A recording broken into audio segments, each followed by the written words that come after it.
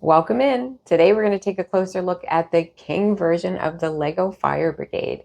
I'll tell you how many pieces it is, where we got it, how much it costs, and we'll take a closer look at the inside and out.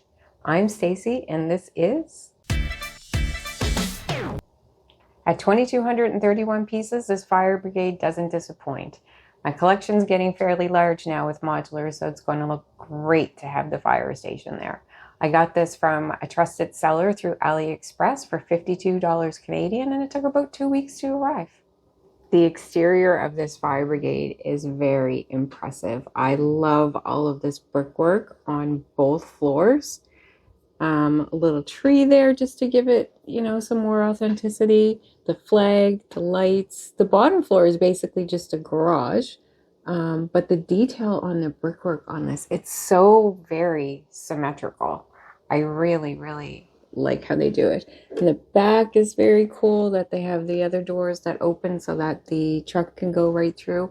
And I'm so surprised by the amount of windows in this thing. It's taking a look at the first floor. Like I said, I love the details of the brickwork. And up here where they added the axes and the hats, it really just does say Fire Brigade. When you take a look at the inside, there's not as much furniture and things like you would see in a normal modular, but it's because it's the garage. So on this side, you can see the stairs and the clock on the wall. It leads to the front door. On the other side, you can see all of the fire equipment, and it's even got a fire pole. Then there's the garage door. Really sturdy in there. It looks really good. Let's see if we can move this though. Being alternative bricks, it's a bit of a pain, so I'm going to be gentle with it.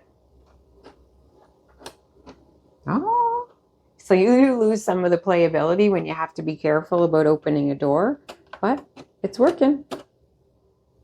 The top floor. This brickwork, again, I love it. I love all the little pieces. It was time consuming, but the way it turned out is perfect.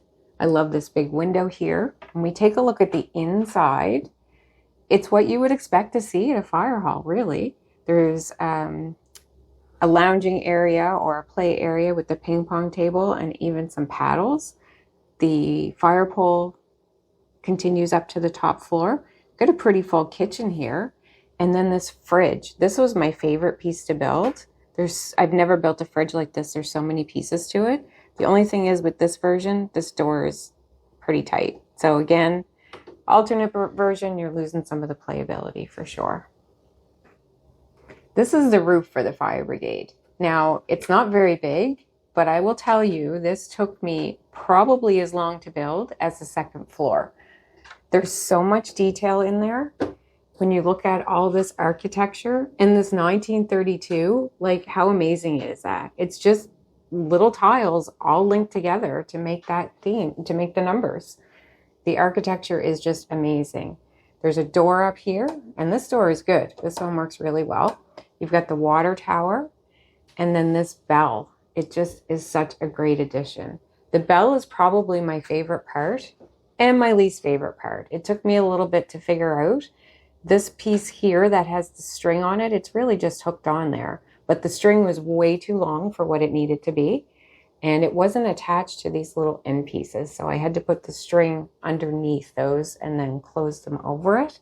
And when I didn't get it on quite right the first time, it was really hard to get off and to do it again. But again, this top floor, this roof is so small, but there's so much detail in it. It was such a great build. And it really adds to the look of the entire set. The manual for this set is one of the best I've seen for alternative bricks. Often when you get alternative bricks, you just have a black page on the cover with a number, but it's really pretty picture of the set. The pages feel really good. The colors pop off of the page, and the instructions are perfect for the set. Now, I would warn you to be careful if you're using Lego instructions, because there are a couple of things that are different.